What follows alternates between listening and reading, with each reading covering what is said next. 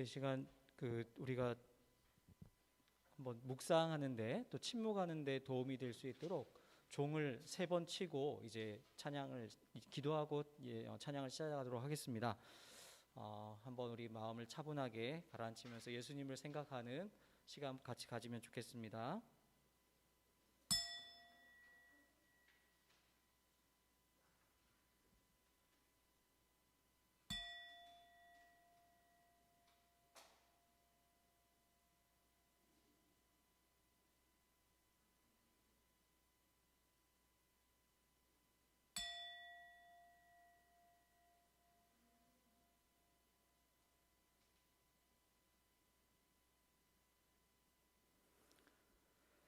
사랑의 주님, 오늘도 우리가 주님의 사랑에 의지하여 예배의 자리로 나왔습니다.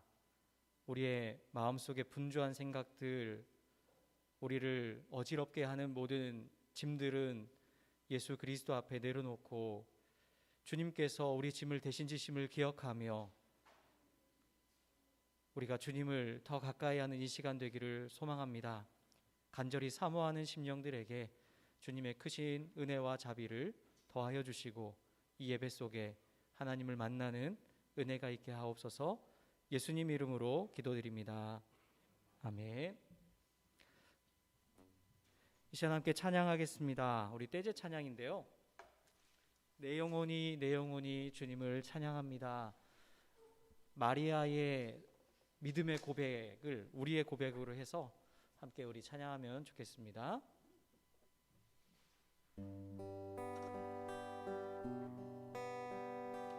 내 영혼이 주님을 찬양하며 기뻐합니다. 내 영혼이 주님을 찬양합니다. 내 영혼이 주님을 찬양하며 기뻐합니다. 내 영혼이 주님을 찬양합니다. 내 영혼이 주님을 찬양하며 기뻐합니다. 내 영혼이 주님을 찬양합니다.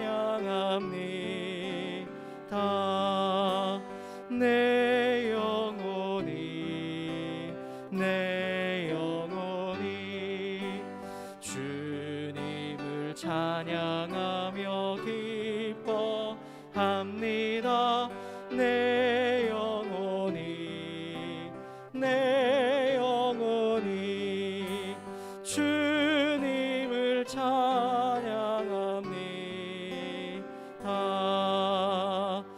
원래 이 찬양이 돌림 노래로 부를 수 있는 찬양이거든요. 그래서 내 영혼이 이렇게 두 마디 한 다음에 주님을 찬양하며 들어갈 때 다른 분들이 또 내 영혼이 이렇게 하면 됩니다. 이해가 되십니까? 예, 이해는 되시는데 한번 해보겠습니다. 우리 아름다운 하모니를 한번 만들어 보면 좋겠습니다. 그래서 편의상 여기 제가 볼 때 오른쪽에 계신 분들이 먼저 시작해 주시고 두 마디 한 다음에 우리 여기 계시는 분들이 음악성이 더 좋다고 제가 판단이 되기 때문에 여기 계신 분들이 내 영혼이를 다 시작해 주면 되겠습니다. 저는 이쪽으로 한번 따라서 해보도록 하겠습니다. 다시 해보겠습니다.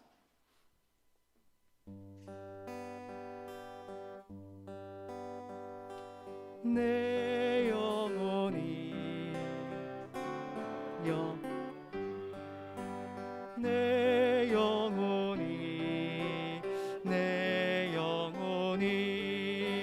주님을 찬양하며 기뻐합니다. 내 영혼이 주님 다 내 영혼이 주님을 찬양하며 기뻐합니다. 내 영혼이 주님을 찬양합니다. 내 영혼이 주님을 찬양하며 기뻐합니다.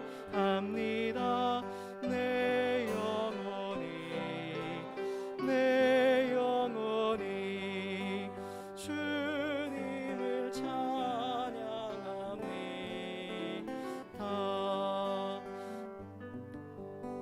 아멘. 제가 듣기는 참 좋았는데 아마 우리 영혼이 좀 편해지셨습니까? 우리 다음 찬양 선한 능력으로 우리 함께 찬양하기 원합니다. 그 주님이 주시는 선한 능력에 힘입어서 하루하루 매일 새로운 삶을 살아가는 우리 예수 함께 공동체 가족들 또 함께 예배드리는 우리 모두가 되면 좋겠습니다.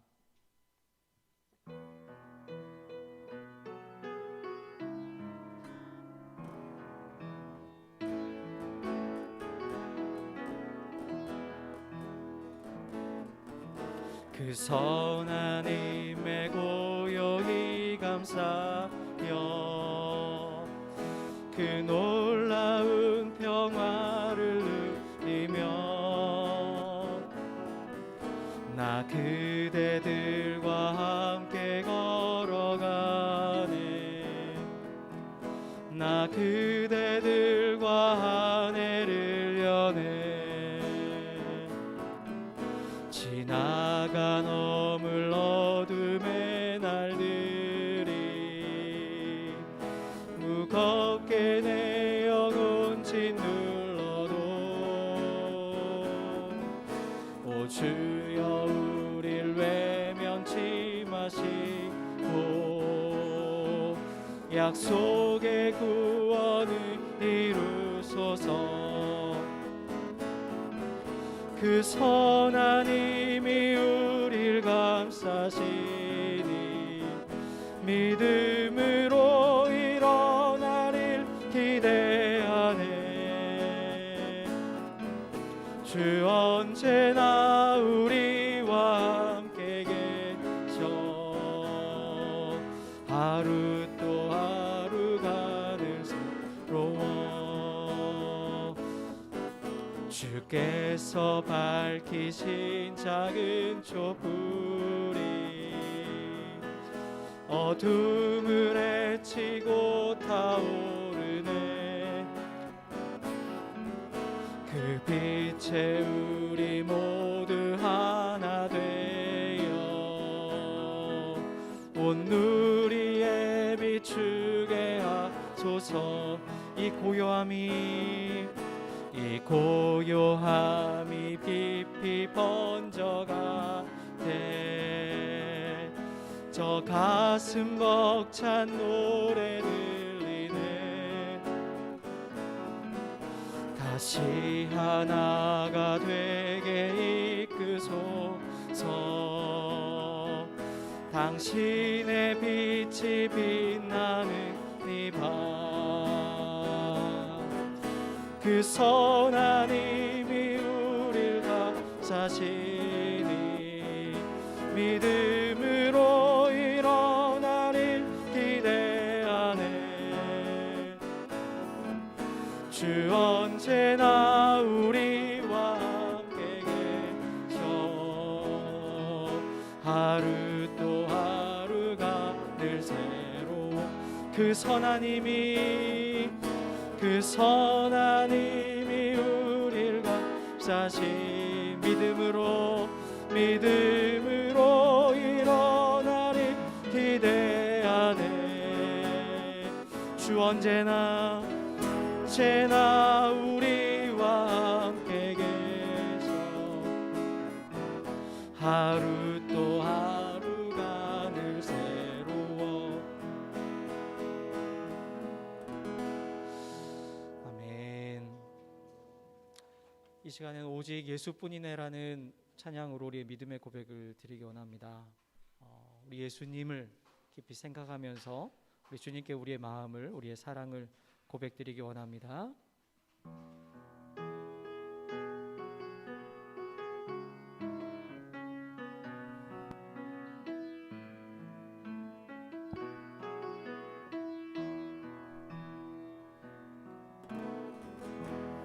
은혜 아니면 살아갈 수가 없네. 호흡마저도 다 주의 것이니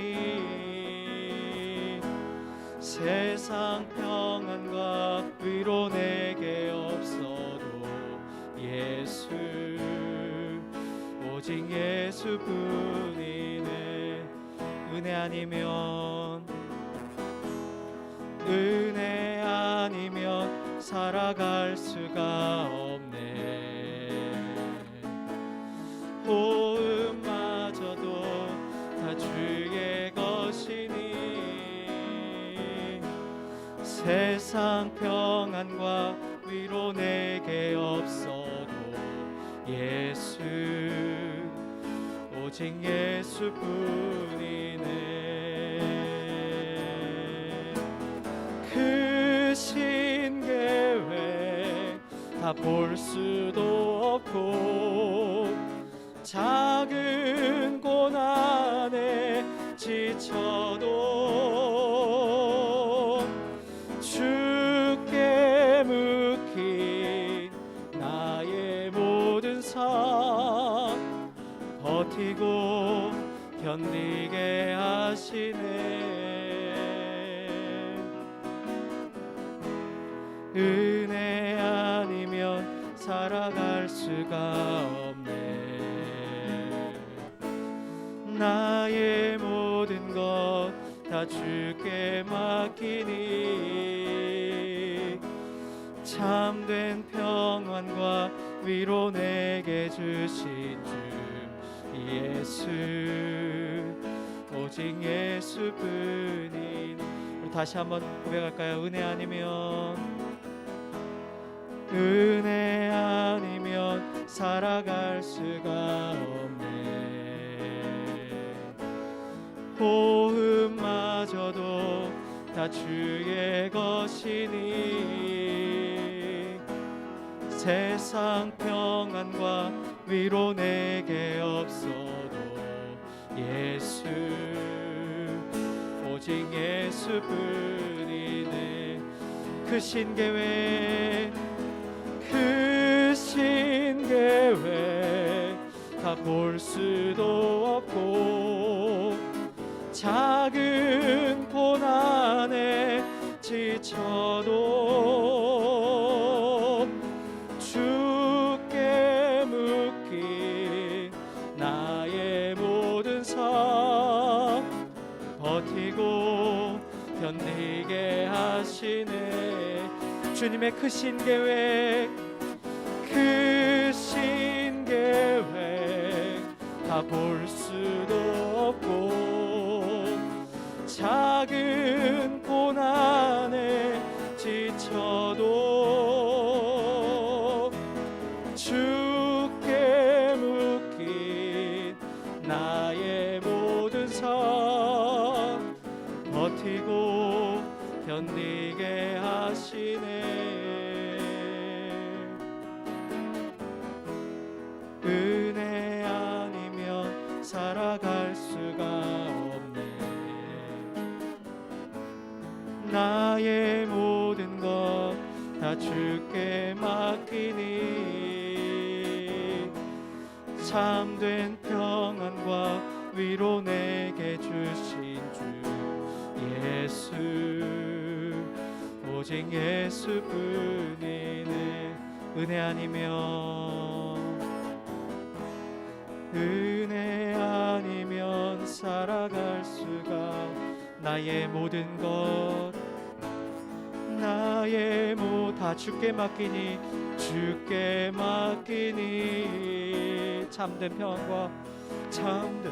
평안과 위로 내게 주신 주 예수 오직 예수뿐이네. 예수 오직 예수뿐이네.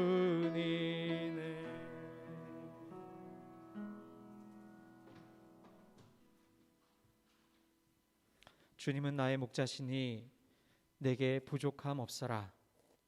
나를 늘 푸른 풀밭에 누이시며 쉴만한 물가로 인도하신다. 나에게 다시 새 힘을 주시고 당신의 이름을 위하여 바른 길로 나를 인도하신다. 내가 비록 죽음의 그늘 골짜기로 다닐지라도 주님께서 나와 함께 계시고 주님의 막대기와 지팡이로 나를 보살펴 주시니 내게는 두려움이 없습니다. 아멘.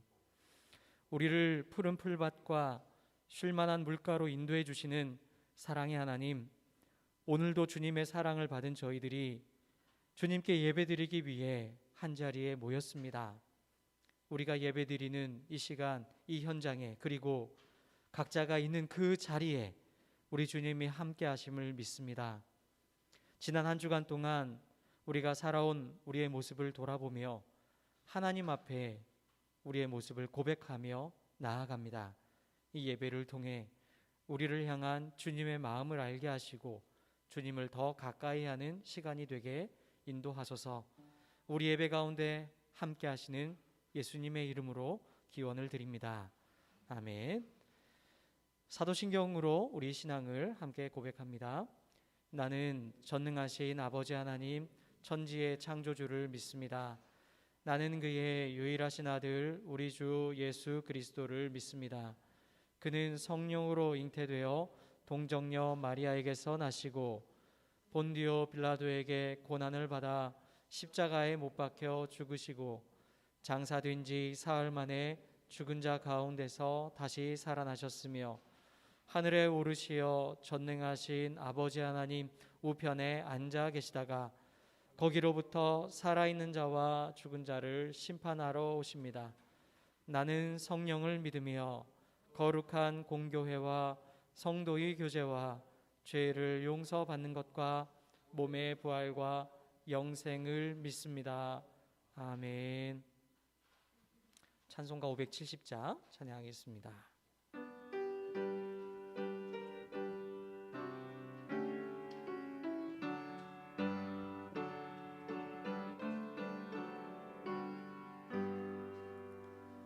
주는 나를 기르시는 목자요 나는 주님의 귀한 어린 양 푸른 풀밭 맑은 시냇 물가로 나를 늘 인도하여 주신다. 주는 나의 좋은 목자 나는 그의 어린 양 저를 따라 꼴을 먹여주시니 내게 부족함 전혀 없어라. 예쁜 새들 노래하는 아침과 노을 비키는 고운 황혼에 사랑하는 나의 목자 음성이 나를 언제나 불러주신다. 주는 나의 좋은 목자 나는 그의 어린 양 저를 따라 꼴을 먹여주시니 내게 부족함 전혀 없어라. 못된 짐승 나를 해치 못하고 거친 비바람 상치 못하리. 나의 주님 강한 손을 펼치사 나를 주야로 지켜주 주신다. 주는 나의 좋은 목자, 나는 그의 어린 양. 따라 꼴을 먹여주시니 내게 부족함 전혀 없어라. 아멘. 이 시간 기도 시간에 우리 박상희 자매님 기도 드리겠습니다.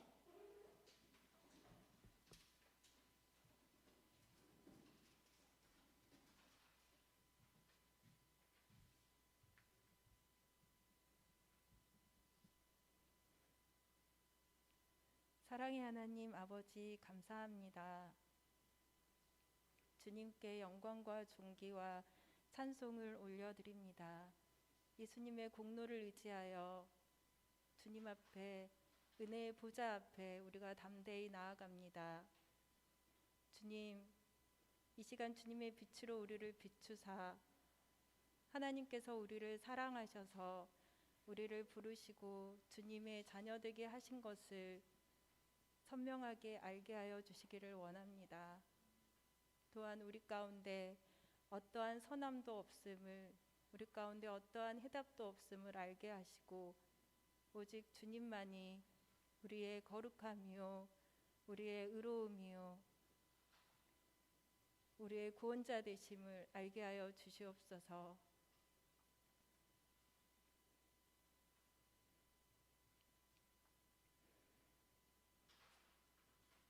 예수와 함께 공동체로 우리를 부르신 주님, 우리가 이 공동체 안에서 주님께서 이 교회를 향한 주님의 부르심을 알게 하여 주시고 그 부르심을 따라 살아갈 수 있도록 인도하여 주시기를 원합니다.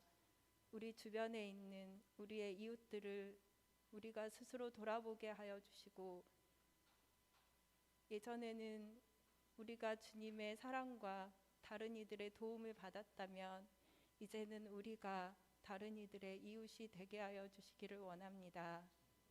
하나님, 사울은 주님의 부활절이 있어 우리에겐 기쁜 날이지만 우리나라에게는 또 다른 슬픔들이 있는 달입니다. 주님, 그 슬픔을 안고 살아가는 이 땅의 가족들을 주님께서 위로하여 주시기를 원합니다.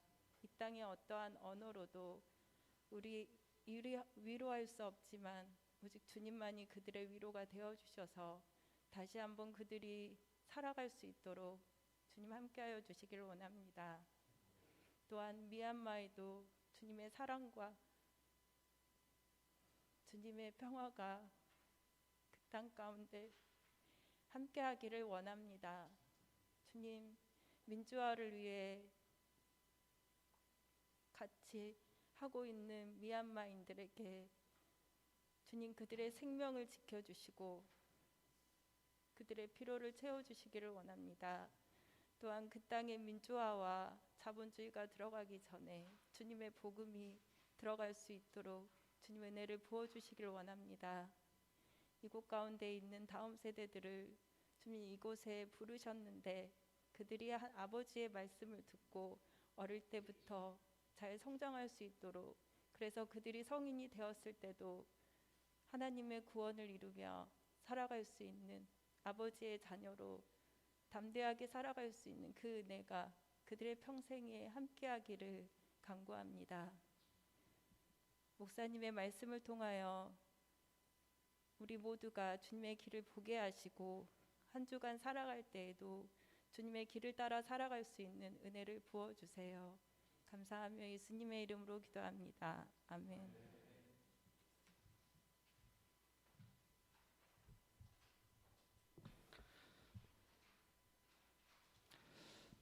하나님께서 오늘 우리에게 주시는 말씀은 신약 성경 사도행전 4장 5절에서부터 12절까지의 말씀입니다. 사도행전 4장 5절에서부터 12절까지 말씀, 하나님의 말씀을 읽겠습니다.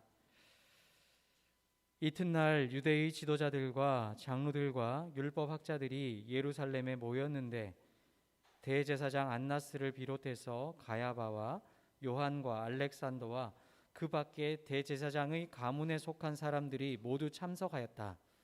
그들은 사도들을 가운데 세워놓고서 물었다. 그대들은 대체 무슨 권세와 누구의 이름으로 이런 일을 하였소? 그때에 베드로가 성령이 충만하여 그들에게 말하였다. 백성의 지도자들과 장로 여러분, 우리가 오늘 신문을 받는 것이 병자에게 행한 착한 일과 또 그가 누구의 힘으로 낫게 되었느냐 하는 문제 때문이라면 여러분 모두와 모든 이스라엘 백성은 이것을 알아야 합니다. 이 사람이 성한 몸으로 여러분 앞에 서게 된 것은 여러분이 십자가에 못 박아 죽였으나 하나님이 죽은 사람들 가운데서 살리신 나사렛 예수 그리스도의 이름을 힘입어서 된 것입니다. 이 예수는 너희들 집 짓는 사람들에게는 버림받은 돌이지만 집 모퉁이의 머릿돌이 되신 분입니다. 이 예수밖에는 다른 아무에게도 구원은 없습니다. 사람들에게 주신 이름 가운데 우리가 의지하여 구원을 얻어야 할 이름은 하늘 아래에 이 이름밖에 다른 이름이 없습니다. 아멘. 이 말씀 따라 사는 동안 지치지 않게 하시고 이 말씀 따라 사는 동안 주님 나라 이루소서. 항상 우리에게 말씀하시는 하나님, 오늘도 우리가 하나님의 말씀 앞에 섭니다. 우리의 눈과 귀, 마음과 영혼의 문을 열어주셔서 주님의 말씀 속에서 우리를 향하신 주님의 뜻을 깨닫는 시간이 되게 하옵소서. 그 말씀을 따라 살아갈 수 있는 믿음과 용기를 더하여 주소서. 예수님의 이름으로 기도드립니다. 아멘. 이 시간 함께 예배드리시는 분들과 사랑과 평화의 인사 먼저 나누면 좋겠습니다. 주님의 사랑과 평화가 여러분과 함께 하시기 바랍니다. 주님의 사랑과 평화가 여러분과 함께 하시기 바랍니다. 네. 유튜브로 함께하고 계신 분들에게도 주님의 특별한 은혜가 함께 하시기를 간절히 바랍니다. 이 자리에 또 함께인 우리 자녀들에게도 주님의 크신 은혜가 함께 하시기를 간절히 소망합니다. 지난 2주 동안 비대면 예배를 드렸습니다. 이 자리에서 저는 있었지만 대부분 다 여기 계시지 못하고 화면으로 얼굴을 보면서 이제 예배를 드렸죠.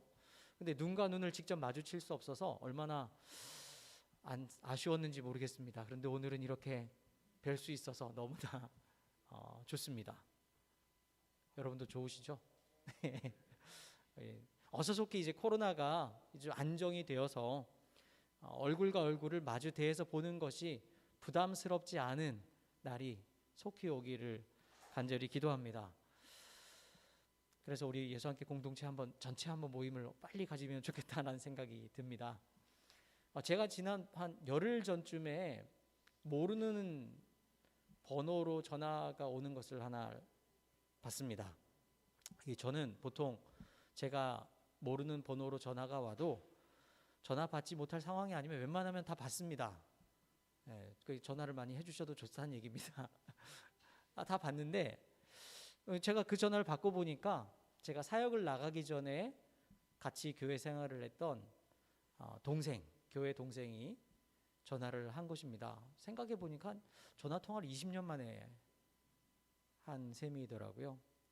근데 그 친구가 전화한 게 요즘에 이제 이 친구가 궁금한 것이 있어서 주변에 자기가 아는 목사님들에게 물어보고 있다는 거예요. 그가 뭐가 궁금하냐? 근데 이 궁금증이 생기게 된 이유가 이거랍니다. 본인이 다니는 교회에서 목사님들이 이른바 이제 로만 칼라라고 하는 목회자 셔츠, 이렇게 어떤 거 아시죠? 그거를 입는 것을 보면서 왜 가톨릭 신부들이 입는 옷을 개신교 목사들이 입을까? 여기에서 이제 의문이 생겼다는 겁니다. 이해가 좀 안 됐다. 그래서 좀 찾아보고 알아보고 생각해 보니까 자기가 속해 있는 교단이 그러니까 통합교단이거든요. WCC에 가입이 되어서 활동하고 있고 그래서 WCC에 대한 자료들을 찾아보았는데 근데 자기가 보기에는 자기가 생각해도 좀 문제가 될 부분들이 많아 보인다는 얘기였습니다. 그래서 저에게 20년 만에 전화를 해서 형은 어떻게 생각하냐고 좀 자기 속 시원하게 좀 알려주면 좋겠다고 이런 이야기를 했습니다. 그래서 제가 물었습니다. 아니 그럼 WCC의 어떤 부분이 너 이렇게 좀 받아들이기 어렵고 불편하게 했냐? 그랬더니 이런 얘기입니다. WCC에는 가톨릭도 참여하고 심지어 뭐 불교나 이슬람과 대화도 하는 것 같은데 그거는 좀 이해가 안 된다는 얘기였습니다. 그러니까 종교 사이의 평화로워야 한다는 거는 이해는 되지만 그렇다고 다른 종교의 구원이 있다는 것 그렇게 말할 수는 없는 것 아니냐. 물론 WCC에서 다른 종교의 구원까지 얘기를 하지는 않거든요. 근데 그렇게도 이해를 할 수는 있겠다 싶기도 합니다. 그런 얘기를 궁금증을 가지고 지금 고민을 하고 있었다는 거예요. 여러분은 어떻게 혹시 생각하십니까? 혹시 여러분 주위에 이런 비슷한 궁금증을 가지고 있는 지인이 있다면 여러분은 어떻게 이야기를 해주시겠습니까? 어떤 대안이 있으십니까? 제가 20분 정도 통화를 했는데 여러분 20년 만에 전화를 해서 20분 동안 통화하면서 속 시원하게 어떤 속 시원한 답을 줄 수는 없었겠죠. 전화를 끊고 나서도 굉장히 저도 이런 얘기를 했어야 되는데 계속 생각이 지금까지도 계속 나고 있습니다. 20대 청년 시절 그 한창 시절을 같은 교회에서 보냈기 때문에 그 친구가 어떤 신앙적 배경을 가지고 있고 또 이렇게 생각하는 것이 충분히 그럴 수 있겠다라는 것을 이해하지 못하는 것이 아닙니다.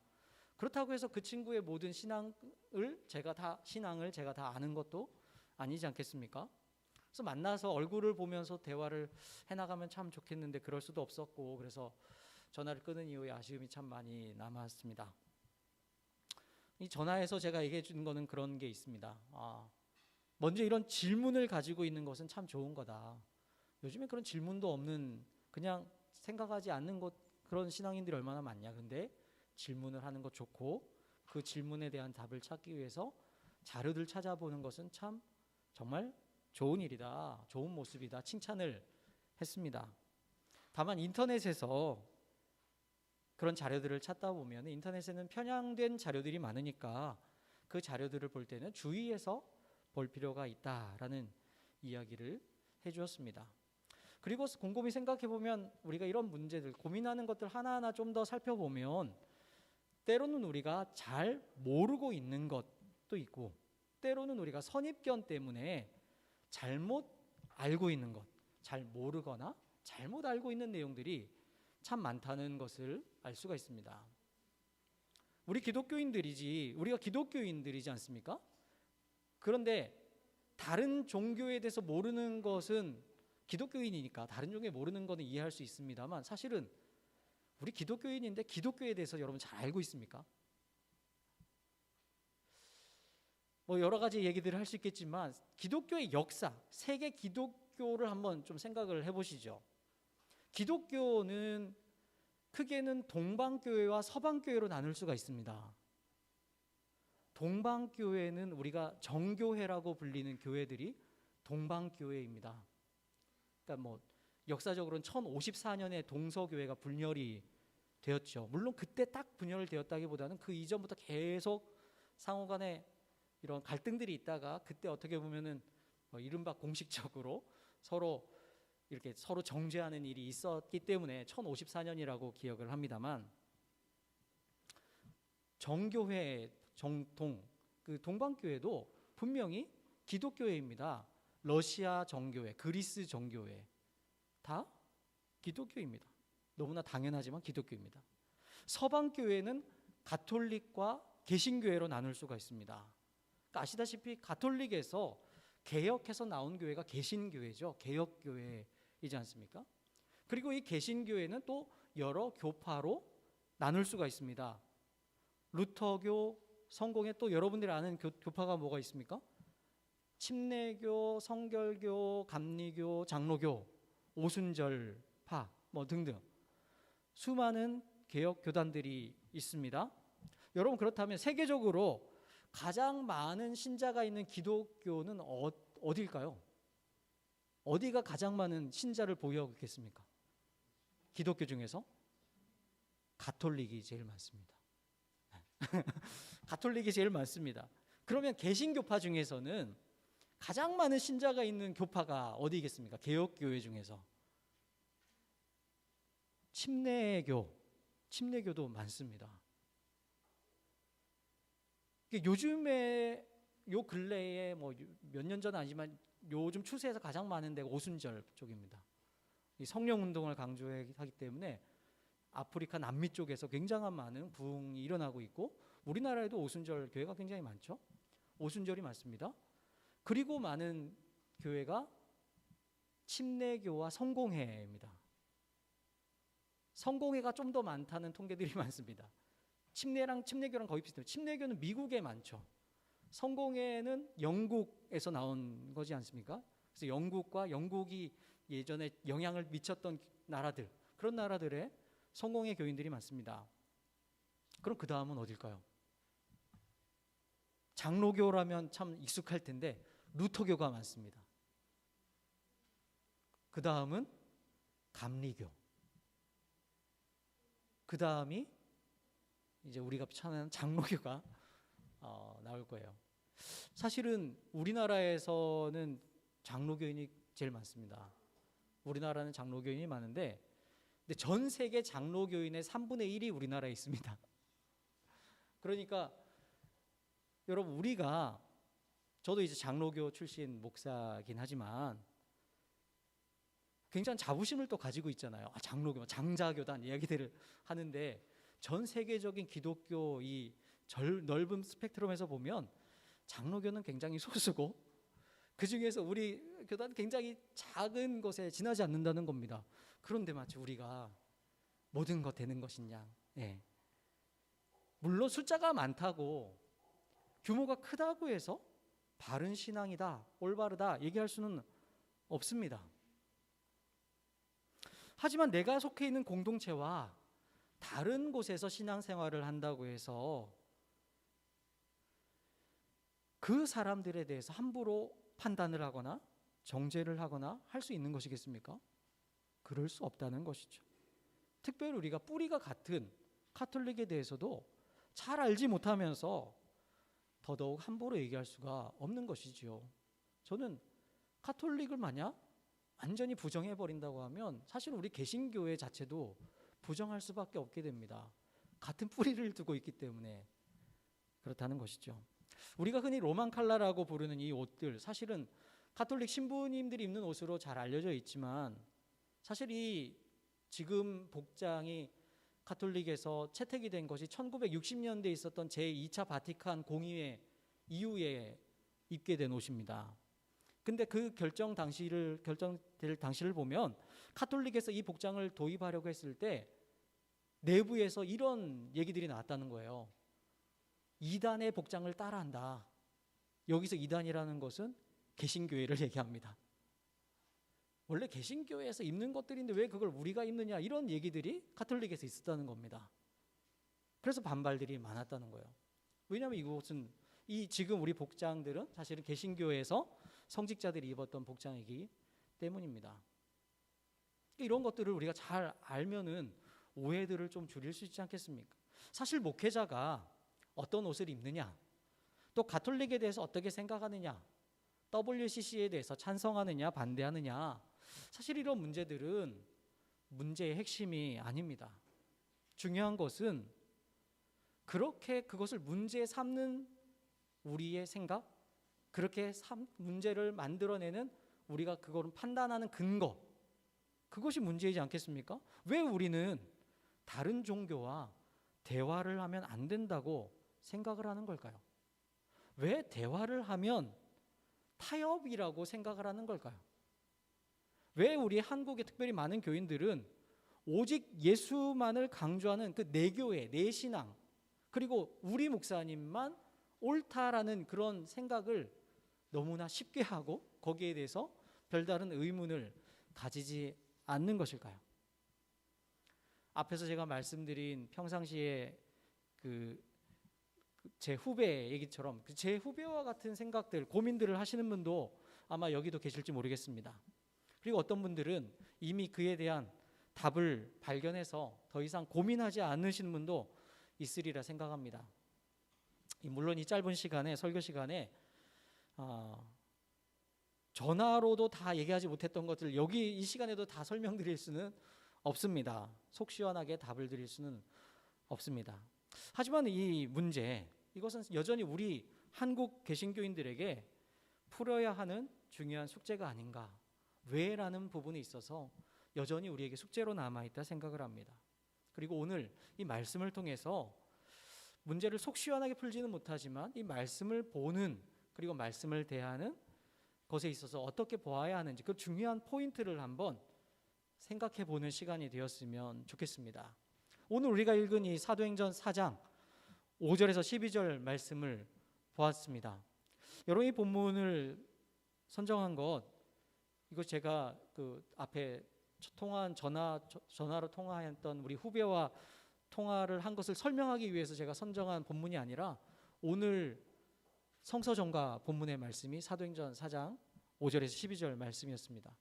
이 베드로와 요한이 유대의 지도자들, 그리고 장로들, 율법학자들 앞에서 담대하게 예수가 그리스도이심을 아주 증언하는, 아주 당렬하게 외치는 장면입니다. 베드로와 요한이 기도하기 위해서 예루살렘 성전으로 올라가고 있었습니다. 근데 그때에 태어날 때부터 걷지 못해서 성전에 앉아서 구걸하던 한 사람을 만나게 됩니다. 그를 향해 베드로가 담대하게 외치죠. 은과 금은 내게 없으나 내게 있는 것을 그대에게 주니 나사렛 예수 그리스도의 이름으로 일어나 걸으시오. 이렇게 외칩니다. 그리고 손을 잡아서 이렇게 세웁니다. 어떤 일이 일어났습니까? 평생 걸어본 적 없는 사람이 자신의 두 다리로 펄떡 일어섭니다. 그리고 성경에 보면 걷기도 하고 뛰기도 하면서 하나님을 찬양했다, 이렇게 기록하고 있습니다. 너무나 놀라운 일이었기 때문에 예루살렘에 사는 사람들은 이 사람이 평생 동안 거기에 앉아서 구걸하던 사실을 알고 있었기 때문에, 그런데 그 사람이 지금 일어나서 걷는 이 놀라운 사건 앞에서 사람들은 모두 놀랐던 것이죠. 이 소문은 급속도로 퍼지게 됩니다. 유대 지도자들이 깜짝 놀라죠. 아니, 어떻게 이런 일이 일어나는가? 이걸 어떻게든 막아야 되겠다. 베드로와 요한을 붙잡습니다. 그렇지만 이들이 아무리 대단한 권세를 가지고 있다고 하더라도 그 권세 앞에 베드로와 요한은 아랑곳하지 않았습니다. 베드로와 요한을 막을 수 없었죠. 그 막강한 권력자들 앞에서 베드로와 요한이 한 말이 바로 오늘 본문에 있습니다. 특별히 4장 12절 말씀, 베드로와 요한의 그 뜨거운 감정이 느껴지는 말씀이지 않습니까? 우리에게는 이 개역 성경으로 여전히 더 익숙한 것 같아요. 개역 성경에는 이렇게 기록되어 있습니다.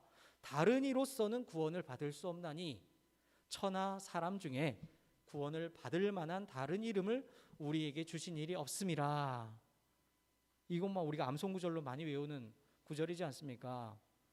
이것을 압축하면 이것입니다. 오직 예수님밖에 없습니다 라고 줄일 수 있는 것이죠.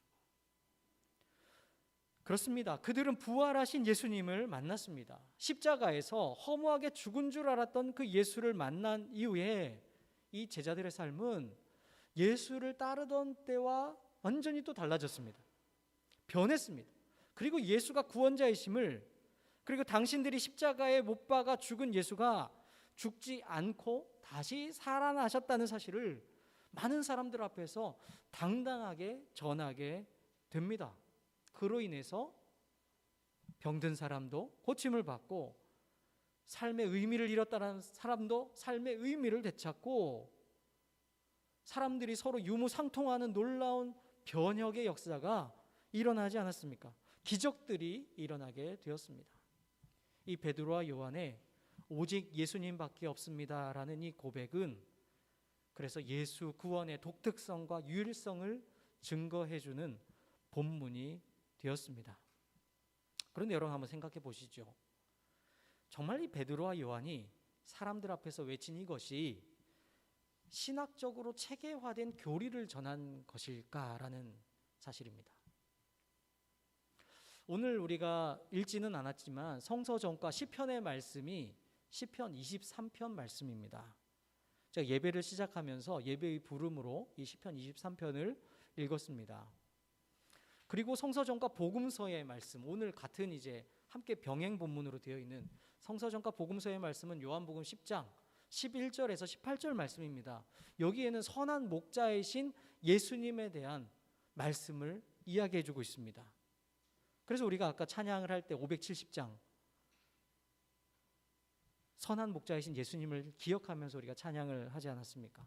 이 시편 23편이나 요한복음 10장의 말씀은 모두 양들을 사랑해서 양들을 위해 희생을 아끼지 않으시는 분, 바로 우리의 좋은 목자이신 예수님에 대한 내용을 담고 있습니다. 여러분, 정말 예수님이 여러분에게 어떤 분이십니까? 예수님이 여러분에게 어떤 분이십니까? 시편 23편 기자의 고백처럼 예수님은 나의 목자가 되어주셔서 나를 그 누구보다 가장 잘 아는 분이시지 않습니까? 그래서 푸른 풀밭과 쉴만한 물가로 인도하셔서 나로 하여금 지치고 상한 내 영혼을 쉬게 하시고 나에게 진정한 안식을 주시는 분, 우리 예수님이시지 않습니까? 한순간도 나를 떠나거나 버리지 않으시고 나와 동행해 주시는 분, 나의 구원자, 우리 예수님입니다. 우리는 그 예수님을 믿습니다. 오늘 우리는 예배를 시작하면서 오직 예수뿐이네라는 찬양을 불렀습니다. 이 찬양을 지은 사람은 따로 있지만 사실 이 찬양은 작사자만의 고백이 아니라 사실 나 자신의 고백이라고도 할 수 있지 않겠습니까? 은혜 아니면 살아갈 수가 없네. 호흡마저도 다 주의 것이니 세상 평안과 위로 내게 없어도 예수, 오직 예수뿐이네. 크신 계획을 다 볼 수도 없고 작은 고난에도 지치고 쓰러지는 나이지만 죽게 묶여있는 나의 모든 삶을 버티게 하시고 견디게 해주시네. 은혜 아니면 살아갈 수가 없네. 나의 모든 것 주님께 맡기니 참된 평안과 위로를 내게 주신 주 예수, 오직 예수뿐이네. 곱씹어 보면, 되돌아 생각해 보면 우리가 살아오는 모든 삶들이 정말 예수님의 은혜였다는 것, 우리는 고백할 수밖에 없습니다. 우리가 살아가면서 마주 대하는 수많은 상황 속에서 사실은 어느 누구도 내 상황을 다 알아주지 못하고 때로는 나 자신도 나에 대해서 알지 못하는 그런 막막함 속에서 내 인생을 놓지 않으시고 내 인생을 붙잡아 주시는 분, 그리고 나를 이끌어 주시는 분, 그래서 나로 하여금 버틸 수 있는 힘과 용기를 공급해 주시는 분, 바로 예수님입니다. 그래서 우리는 정말 예수님밖에 없습니다라는 고백을 하는 것이죠. 여러분, 그 은혜를 받은 우리가 예수님밖에 없다는 고백 외에 과연 어떤 고백을 할 수가 있겠습니까?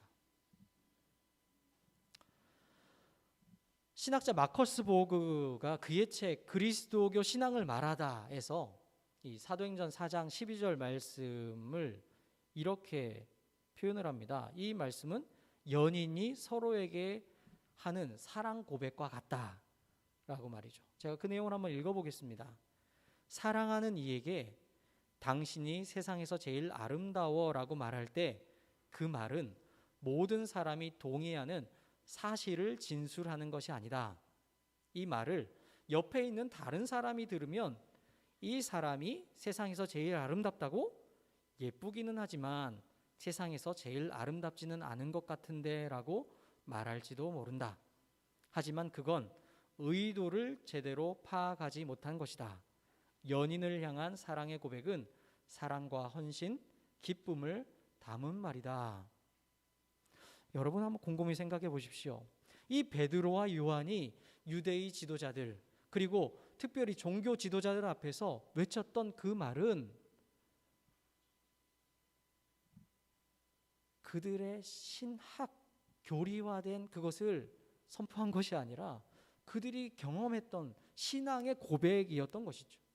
종교로서 기능과 그 영향력을 상실한 채 그저 껍데기만 남아서 생명력을 잃어버린 당시의 유대교의 지도자들을 향해 외친, 때로는 비수와도 같이 날카로운 말이기도 하지만 사실은 생각해 보면 그렇다고 유대교를 무시하거나 아니면 다른 종교가 아무런 의미 없다라는 것을 말하기 위한 그런 사실 주장이 아니라는 말씀입니다.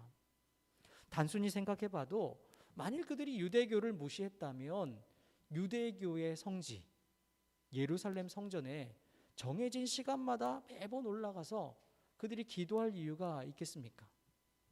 베드로나 요한은 불교나 이슬람과 같은 타종교에 대해서는 사실 전혀 알지 못했습니다.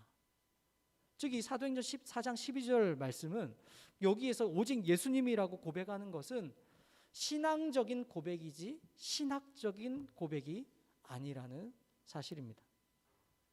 그런데 우리는 이 후대의 사람들은 이 신앙 고백을 신학적 고백으로 교리로 만들었습니다. 그리고 그 교리를 성경처럼 여기면서 다른 사상이나 다른 종교보다 기독교가 훨씬 우월하다고 주장하면서 결국에 분쟁과 대립과 갈등을 일으키고 있다는 것이죠. 여러분 과연 베드로와 요한이 그렇게 하기를 원하면서 이런 얘기를 했겠습니까? 그렇게 하는 것이 분쟁과 대립과 갈등을 일으키는 것이 예수님께서 원하시는 것이겠습니까? 예수의 정신에 맞는 것이라고 여러분 생각할 수 있겠습니까? 사람들이 체계화한 교리가 성경의 정신보다 우선한다고 말할 수 있습니까? 우리가 이 부분을 깊이 생각해 봐야 하는 것이죠. 우리는 예수를 구주로 믿습니다. 우리가 믿고 고백하는 것은 사실 오직 예수님 외에는 없습니다. 이것은 분명한 우리 믿음의 고백입니다. 그런데 여러분 우리의 고백이 시대와 문화를 뛰어넘어서 나와 다른 경험 속에서 살아가는 모든 사람들에게도 모두 똑같이 적용될 수 있겠습니까? 베드로와 요한이 경험한 예수 그리스도와 종교 개혁 시대의 루터와 깔뱅 등이 경험했던 그 예수 그리스도, 그리고 지금 21세기 대한민국에서 살아가고 있는 지금 내가 만나고 경험하는 예수가 똑같은 모습을 가지고 그렇게 우리에게 경험이 되는 것일까요? 만약 그렇다면 내가 만난 예수를 똑같은 모습으로 저 사람도 만날 수 있어야 하고 내가 가진 믿음 그대로를 다른 사람도 저기 다른 나라에 있는 사람도 똑같이 가져야 하는 것이 맞겠습니다만 그렇지 않다라는 것이죠.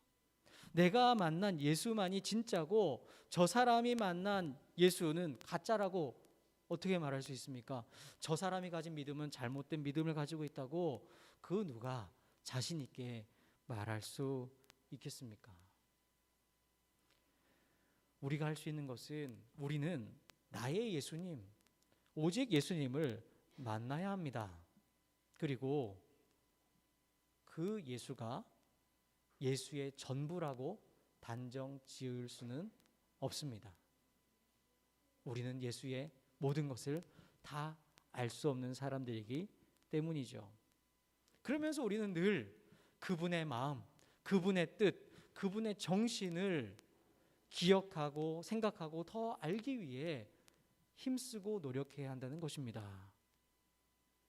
예수에 대해서 우리가 다 알지 못하기에 그 예수를 더 알기 위해, 오직 예수를 더 알기 위해 우리가 할 수 있는 최선의 노력을 다하면서 겸손한 마음으로 우리 신앙의 고백을 하며 살아갈 때 예수님께서 우리를 함께 더불어 평화롭게 살아갈 수 있는 진리와 생명의 길로 인도해 주실 것입니다. 나 혼자만의 독단이 아니라 진정한 예수의 정신을 품고 살아가는 우리 예수와 함께 공동체 될 수 있기를 소망합니다. 그래서 진정으로 길이요 진리요 생명이 되시는 예수님 안에서 함께 그 길을 걸어가는 우리 모든 신앙 공동체 될 수 있기를 간절히 소망합니다. 하나님께서 오직 주님께서 우리와 함께 하심을 믿습니다. 기도하겠습니다. 길과 진리 생명이신 주님, 우리는 주님 안에서 진리와 생명의 길을 발견하였습니다. 그 예수님을 더욱 알아가는 우리가 되기 원합니다. 오직 예수님과 함께 예수님의 그 정신에 따라 살아갈 수 있도록 우리를 인도해 주옵소서. 예수님의 이름으로 기도드립니다. 아멘. 이 시간에 봉헌하도록 하겠습니다. 우리 다 같이 일어나셔서 모든 것이 주님께로부터 왔다는 믿음의 고백을 드리면서 봉헌하도록 하겠습니다.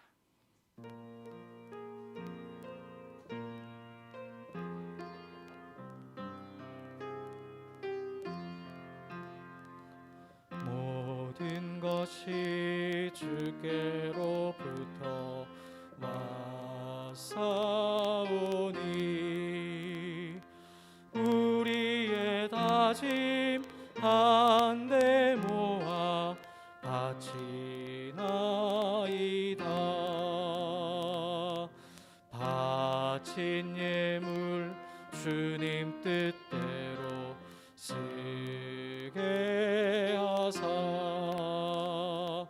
주님의 나라 이 땅 위에 이뤄 주소서.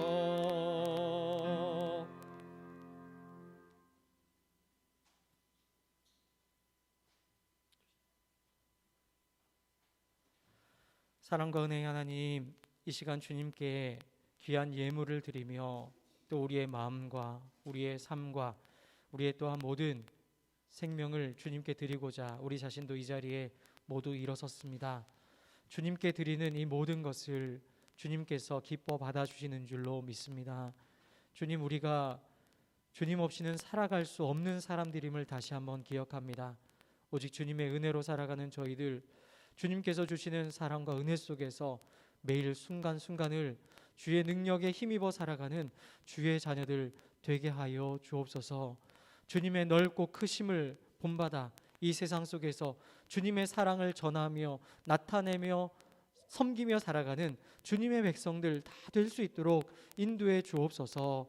삶의 여러 가지 어려운 순간에 처해 있는 우리 형제 자매들을 기억하여 주시고 그들의 아픈 마음, 상한 심령도 어루만져 주시며 세상이 주지 못하지만 오직 주님만이 주실 수 있는 진정한 평안으로 그의 삶 가운데 넘치도록 채워 주옵소서. 하나님 아버지, 우리가 주님께 드리는 이 작은 예물이오나 이 예물을 통해 하나님 나라 주님의 귀한 뜻이 이 땅 가운데 온전히 이루어지게 하옵소서. 예수 그리스도의 이름으로 봉헌기도 드립니다. 아멘. 공동체 소식을 함께 나누도록 하겠습니다. 오늘은 부활절 후 넷째 주일입니다. 그리고 순천시의 방역 지침이 1.5단계로 적용이 되고 있는데요. 그래서 우리가 실내 정원 30% 이내에서 현장 예배 우리가 함께 드릴 수 있습니다. 우리 공동체는 지금 30% 충분히 되기 때문에 나오셔도 괜찮고 여러분의 또 건강 상황에 따라서 자유롭게 해주시면 좋겠습니다. 우리 건물 사용하고 있는 YMC 1층 노플라스틱 카페가 오시면서 보셨는지 모르겠지만 이제 오늘 아침에 청소까지 이렇게 했고 더 이제 좀 물건 채우고 이렇게 마무리를 한 다음에 이번 주 수요일에 개소식을 합니다. 오전 10시에 개소식을 합니다. 여러분 이렇게 기억해 주시고 주중에도 방문해 주셔도 당연히 좋고 우리 이제 앞으로도 우리 주일에 또 우리가 또 활용할 때도 지금도 깨끗하지만 잘 우리가 사용을 하면 좋겠고 아름다운 또 우리 교제 공간이 생겼으니까 참 좋은 일이 아닌가 싶습니다. 우리 잘 활용하면 좋겠습니다. 미얀마 민주화를 위한 기독교 행동, 우리가 지난번에 후원을 했던 곳이기도 하고 우리가 계속 관심을 가지고 있는 곳인데요. 긴급 토론회를 개최한다고 합니다. 내일 오후 2시에 청월암 홀에서 서울에서 하는데요. 온라인으로 참여하실 수도 있습니다. 그래서 여러분 관심 가지는 분들은 한번 보시고 긴급 토론회를 통해서 우리가 어떻게 또 기도를 할 것인지, 어떻게 관심을 가지고 또 협력할 것인지, 연대할 것인지 함께 고민하면 좋겠습니다. 우리 공동기도 함께 드리도록 하겠습니다. 우리 기도의 제목 우리 함께 고백하면서 기도하도록 하겠습니다. 우리 예수와 함께 공동체가 이 땅에 생명, 평화, 사랑, 정의를 이루어 하나님 나라를 일구는 공동체로 세워지게 하소서.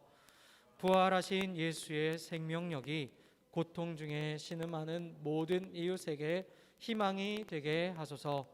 미얀마 민주화를 위해 계속 싸우고 있는 시민들이 지치지 않게 하시고 군부와 공권력의 총과 칼을 꺾어 주소서. 코로나19의 위기 속에서 우리의 삶의 가치관이 근본적으로 변화되게 하시며 백신 접종이 원활하게 이루어지게 하소서. 아멘. 이 시간 파송의 노래 함께 찬양하겠습니다. 희년을 향한 우리의 행진, 한 주간 동안 당당하게 그리스도의 사람으로 우리 함께 살아가기를 원합니다.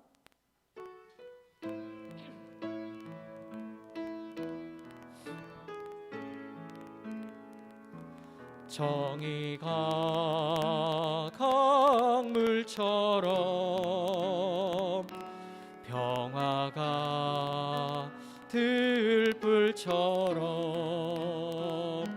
사랑이 햇빛처럼 하나님 주신 생명 거두어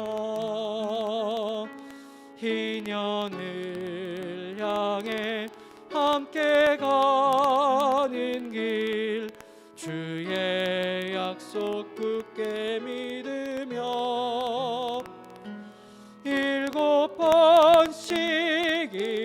7번 넘어져도 약속을 굳게 믿으며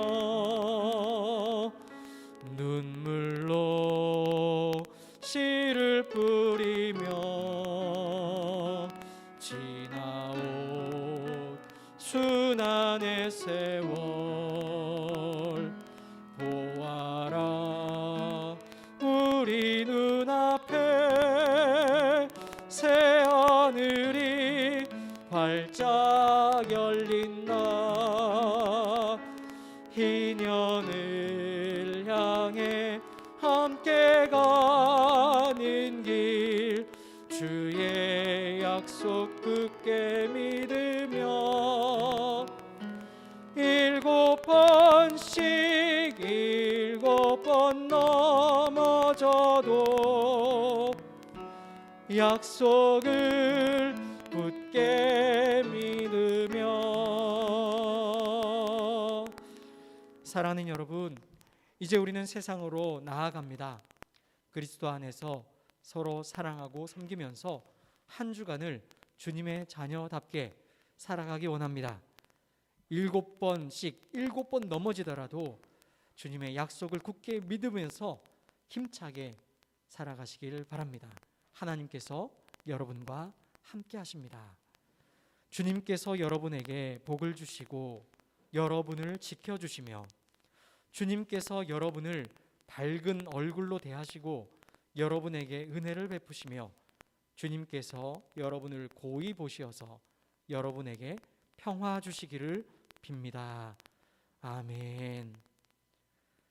삼일체 하나님의 은혜가 여러분의 삶 가운데 함께 하시기를 간절히 기원드립니다. 한 주간도 주님의 사랑 가운데 평안하십시오. 네, 우리